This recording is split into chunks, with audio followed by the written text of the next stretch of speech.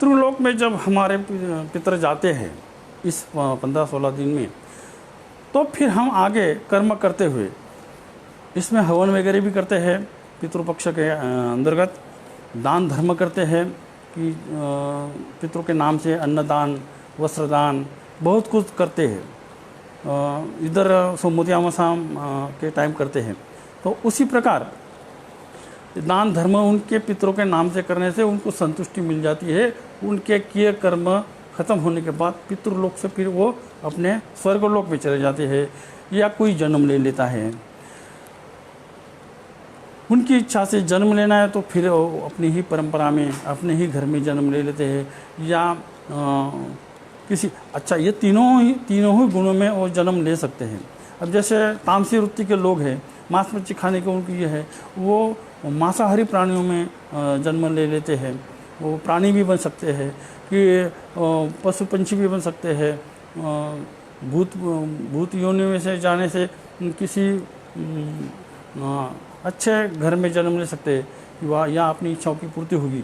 तो इस प्रकार से ये होने के कारण पितृपक्ष में हम अन्नदान करते हैं। अन्नदान में पशु पंछियों को भी देते हैं। विशेषता कव्य को खिला देते हैं। कव्य को एक रूप माना गया है कि ये पितृ रूप में आते हैं। तो इसलिए पशु पंछी और व्यक्ति मतलब साधु संत अन्नदान के लिए पंडित 13 पंडित का 11 पंडित लगाते हैं। इस प्रकार से वस्त्रदान अन्नदान वगैरह करते हैं। तो इसका अर्थ यह है कि पितृ जो है किस रूप में आएंगे अपने यहाँ। हो सकता है पंछी के रूप में आएंगे, हम कव्य को डाल देते हैं या पंछियों को दाने डाल देते हैं। हो सकता है किसी पशु के रूप में आएंगे तो हम तो गाय को पान दे देते हैं, गाय को दान कर देते हैं। मनुष्य रूप में आए तो पंडित को बिठाते हैं या हमारे बोलते उपासकरू बोलते हैं। विशेषता अपनी ही जाति के अपने ही परिवार के किसी को बुला के उसको उपासकरू कह के पितर के रूप में उसको भोजन देते हैं। तो पता नहीं ये हमारे पितर किस रूप में हमारे यहाँ आएंगे और हम उनको, इसलिए सभी को दान देना पड़ता है इस पितृपक्ष में।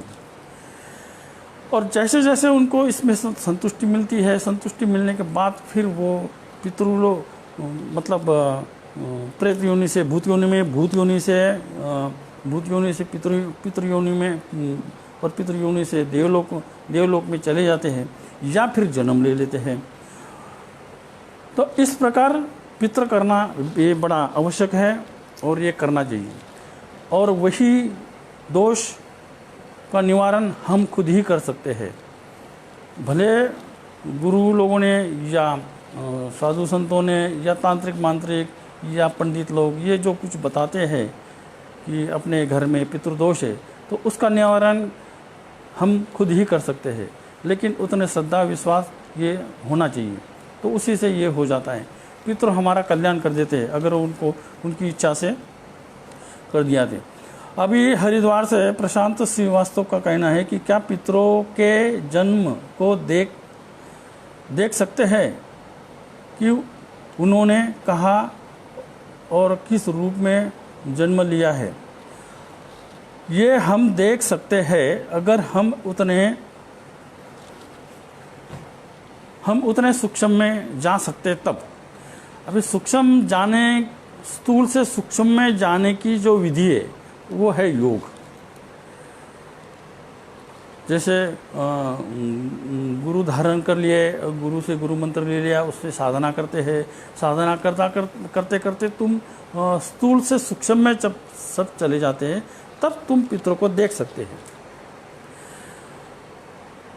वो अंदर के जो हमारे पितरों का और हमारा जो कोशिकाएं या टिश्यूज़ है या जो जीव जंतु है या जो डीएनए, वो उसमें इतना अच्छा सहयोग करता है कि हम पितरों को देख सकते हैं किस रूप में कहाँ है। ये इस प्रकार से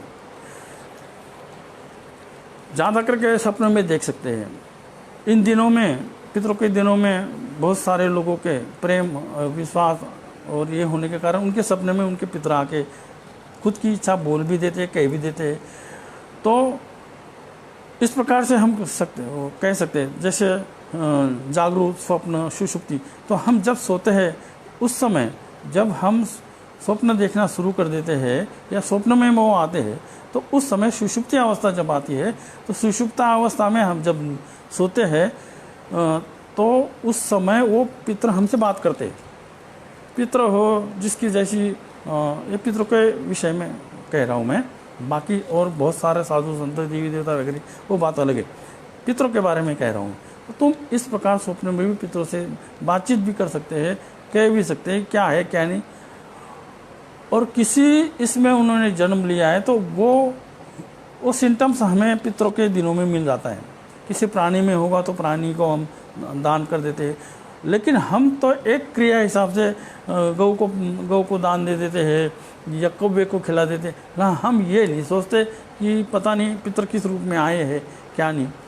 जो इस बारे में अंतःकरण से सोचता है उसको उस कौवे में भी दिख जाएगा पितृ, क्या उसको उस प्राणी में भी दिख जाएगा, उसको उस पंडित में भी दिख जाएगा वगैरह वगैरह। पितृ पक्ष कैसे दिखते हैं इसका एक मेरे जीवन में घटित घटना है। जब मैं साधु 91 में साधु बन गया और साधु बनने के बाद बाबा जी के साथ में हरिद्वार में चला गया, तो 1 साल के बाद मेरे माता पिता मुझे मिलने आए थे। तो फिर बाबा जी के साथ, क्योंकि बाबा जी के भी वो शिष्य थे, जब मैं मेरे बचपन में ही मेरे माता पिता ने बाबा जी से दीक्षा ली थी, तो गुरु दर्शन के लिए भी आए थे और मुझे देखने के लिए भी आए थे। तो बातचीत हो रही थी तो बाबा जी बोलते बोले थे कि अगर तुम्हारा पुत्र साधु संतों को या गुरु को या देवी देवताओं के लिए दान कर दिया तो तुम्हारे 7 पीढ़ियों का उद्धार होता है। क्या जब मैं भी वहाँ उपस्थित था तो मेरे मन में शंका आ गई कि ये उपस्थिति है, इनका 7 पीढ़ी का उद्धार होता है, इसका क्या प्रमाण है।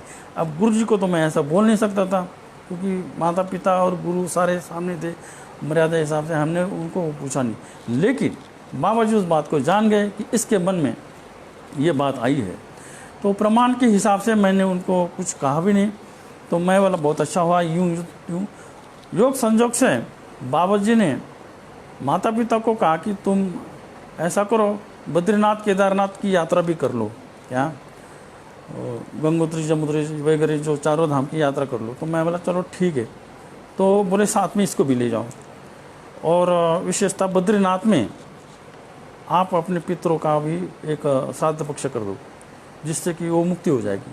क्योंकि जैसे काशी गया, प्रयाग, द्वारका, जहाँ जहाँ तीर्थ क्षेत्र है, जहाँ नदियाँ है, महानदियाँ है, पवित्र नदियाँ है, वहाँ पितरों का श्राद्ध करने से जल्दी मुक्ति मिल जाती है। लेकिन इसमें सबसे विशेष रूप से काशी गया, काशी हरिद्वार और सबसे बड़ा वैकुंठ धाम मतलब बद्रीनाथ को वैकुंठ धाम कहा है। वहाँ ब्रह्म कपाल गिरा हुआ है। जब ब्रह्म की हत्या भैरव ने की थी, एक सर उड़ाया था तो वो एक कपाल वहाँ गिरा था, उसकी एक शिला है वहाँ। उस शिला के ही साक्षी में वहाँ एक पितरों का श्राद्ध किया जाता है। और कहते हैं एक बार वहाँ अपने पितरों का श्राद्ध करने के बाद वो सीधे मुक्ति में चले जाते हैं और फिर उनका बाकी फिर ये पिंडदान वगैरह करने की ज़रूरत नहीं है, ऐसा वहाँ कहा जाता है। तो वो बात मेरे गुरुजी ने मेरे माता पिता को कह दिया, तो उस हिसाब से हम तो बद्रीनाथ पहुंच गए। और पिताजी ने उस प्रकार से उस पंडितों को बता के वो 2-2.5 घंटे के विधि है, वो सब पितरों को आमंत्रित करते हैं। वो श्राद्ध हिसाब से वो काले तिल, जौ और वो सारा पूजा विधान होता है, उस रूप से पंडित लोग वो सारा कर लेते हैं। और फिर उस सब पितरों को आवाहित कर लेते हैं। आवाहित करने के बाद फिर पितृ आते हैं और उनका फिर उस सारा विधि विधान होने के बाद वो वहाँ जो अलकनंदा नदी है उसके अंदर वो पितृदान कर देते हैं, पिंडदान, पितृदान, तर्पण, मार्दन वो ब्राह्मण करवा लेते हैं। तो उस समय जिस पितरों के नाम लेते हैं उनको वहाँ से मोक्ष मुक्ति मिल जाती, क्योंकि वो स्वयं वैकुंठ धाम है, स्वर्ग लोक का ही वैकुंठ धाम का है। वो अपनी इच्छा से जन्म भी ले सकते हैं और फिर उसके बाद पितृ करने की ज़रूरत नहीं, ऐसे भी वो ब्राह्मण लोग कह देते हैं, क्योंकि वहाँ वो मुक्ति स्थान है। तो ये बात हमने जब देखा, तो हमने जब उसी नदी के किनारे बैठ के हमने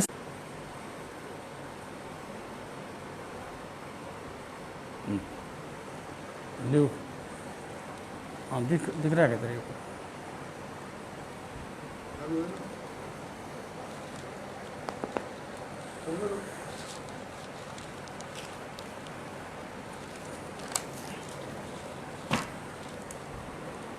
हो गए।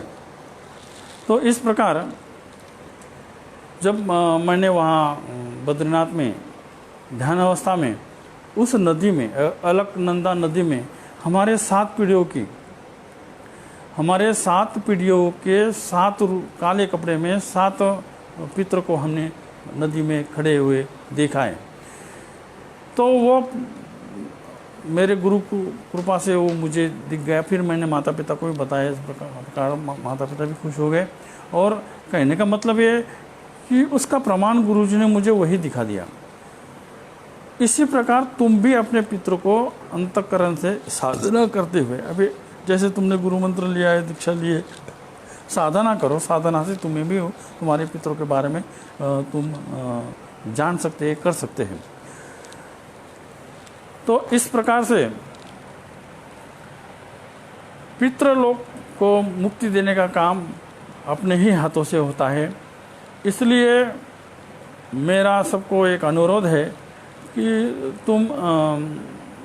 तुम खुद सात्विक मार्ग से पॉजिटिव शक्ति अपने अंदर बनाओ, और उसे से अपने पितरों को भी तुम मुक्ति मोक्ष को ले जा सकते हैं।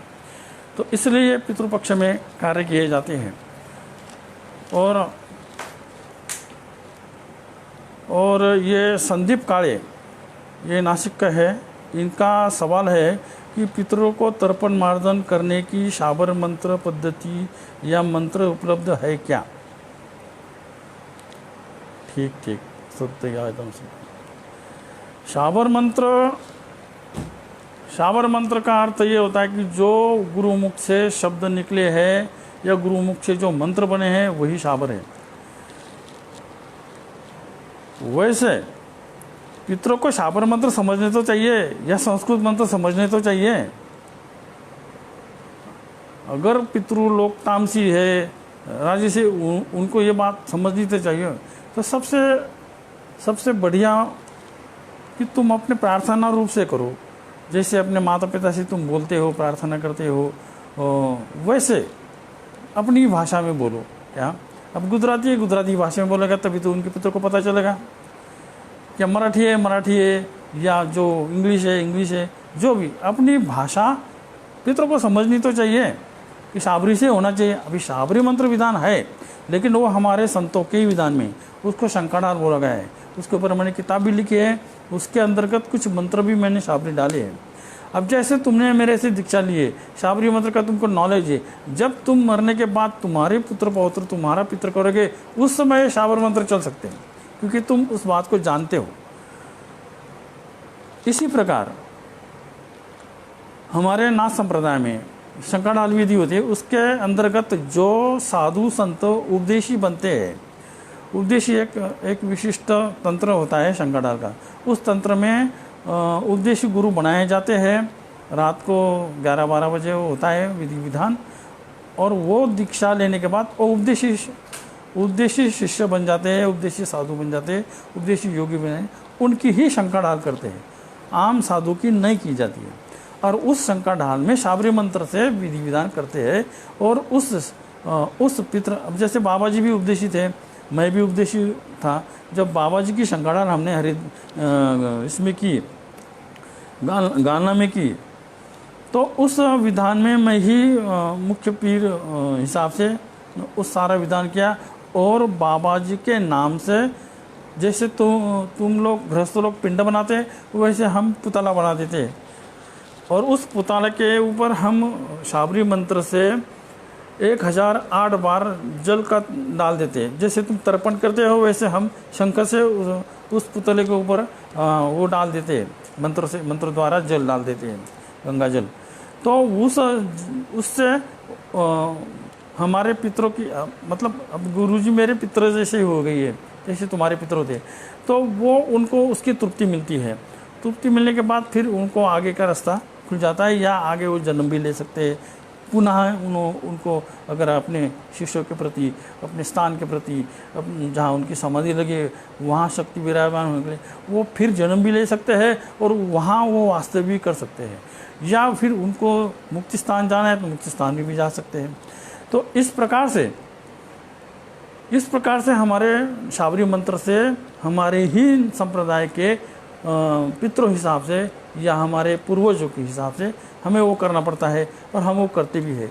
गृहस्थ में वो नहीं चल सकते, लेकिन कब चलेंगे जब तुम नाथ संप्रदाय से पूरा तन हिसाब से, जैसे मेरे माता पिता नाथ संप्रदाय से दीक्षित थे, शाबरी मंत्र का उनको भी नॉलेज था, तो उनका भी तर्पण मादन मैंने अभी पिछले साल में गया था बद्रीनाथ में, तो मैंने उनका, वैसे मुझे अधिकार नहीं है लेकिन फिर भी मैं घर में बड़ा था और योग संरक्षण माँ चला गया, तो माता पिता के भी मैंने वहाँ बद्रीनाथ में वो क्या करते हैं श्रद्धा कर्मकांड तर्पण मार्दन ये सारा मैंने माता पिता के नाम किया, फिर मेरे गुरुजी के नाम किया, फिर मेरे दादा गुरुजी के नाम किया।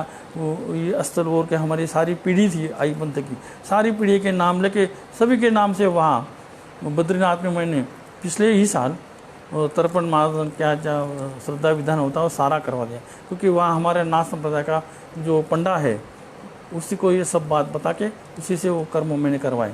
हम 3-4 दिन रुके थे वहाँ, तो उसमें भी हमें रात के समय जब मैं हमारे आश्रम में सोया था तो उस समय भी मुझे एक साक्षात्कार हुआ, और मेरे ये सारे पितर संतुष्ट हो गए कि चलो कोई तो है हमारा नाम लेने वाला। इस प्रकार भी हो जाता है। पितरों की अपेक्षा होती है कि हमारे बच्चे, हमारी जो आगे की पीढ़ी है वो हमारा नाम ले, हमें याद करे, हमारे लिए कुछ करे। क्या ये एक सूक्ष्म भाव हर एक का होता है। जैसे हम एक दूसरे को, अब जैसे मेरे शिष्य परिवार है, हर किसी को लगता है कि गुरुजी हमें याद करे या हम गुरुजी को याद करें, ये चलो स्थूल रूप में, लेकिन वैसे ही हमारा एक दूसरे का जो जुगाड़ है वो याद करने से या किसी न किसी कारण से हम एक दूसरे को मिलते जुलते, तो वो जो संबंध है वो तो पितरों का तो खून का संबंध होता है। इसलिए उनकी अपेक्षा ही होती है कि हमारे नाम के प्रति, हमारे प्रति हमारे बच्चों ने या हमारे पीढ़ी ने हमारी श्राद्ध करना चाहिए, तर्पण करना चाहिए। इस रूप से हमारा उनके साथ कांटेक्ट रहता है।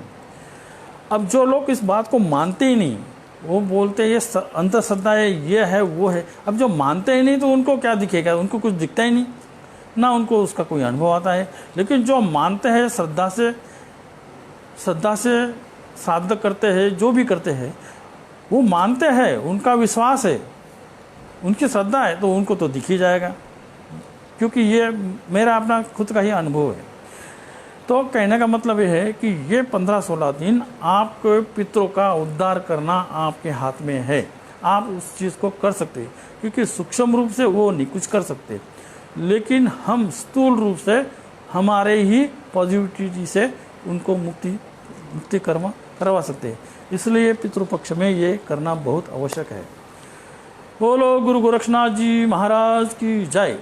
लाइक निरंजन।